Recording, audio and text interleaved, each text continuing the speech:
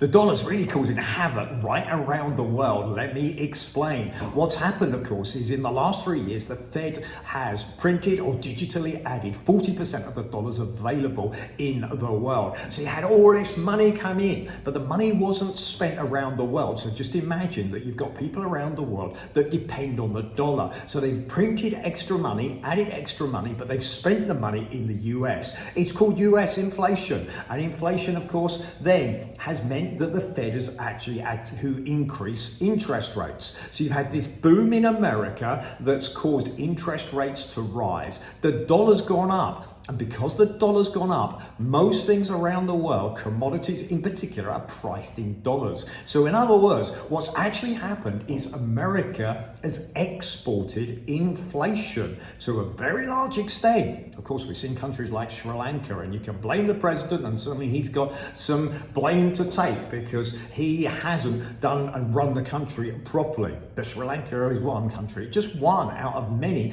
that has suffered because the dollar has become high. So just imagine, to give you a quick example, let's say that the dollar was 120 to the euro. In other words, let's say that you bought something, it was $120, but it cost you 100 euros. So now, all of a sudden, it's 1 to 1. So in other words, you're paying 120 euros for the same thing. Okay, if that makes sense, $120 for the price, but if it goes to 1 to 1, okay, then it's costing you 120 euros. So in other words, you see, because of a strong dollar, 1 to 1 to the euro, as an example, all of a sudden you've actually got goods costing more money, commodities costing more money, and people around the world suffering because of a strong dollar. What does it mean? It means there's going to be more poverty, unfortunately, around the world. We're seeing countries, as we said, like Sri Lanka, suffering. Okay, we're also seeing the dollar increase because people are concerned about what's going on in the world. So if you like, you've got inflation causing higher interest rates, causing the dollar to go up. Then you've got uncertainty in the world because the markets are fluctuating, causing, guess what, the dollar to go up. So the dollar right now is causing havoc.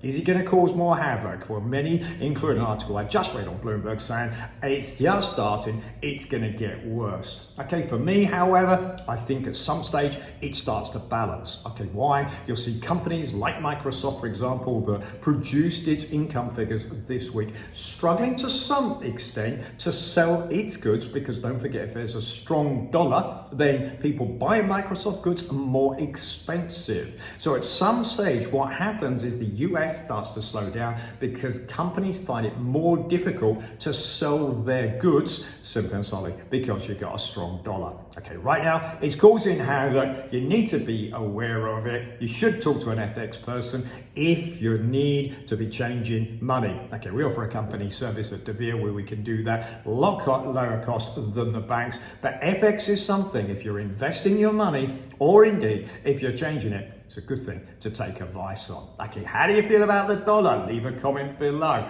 Okay, please make sure you like the video if I've given you information that's helpful for you. Please share the video. Okay, helps me with the algorithm, and of course, subscribe to my YouTube channel.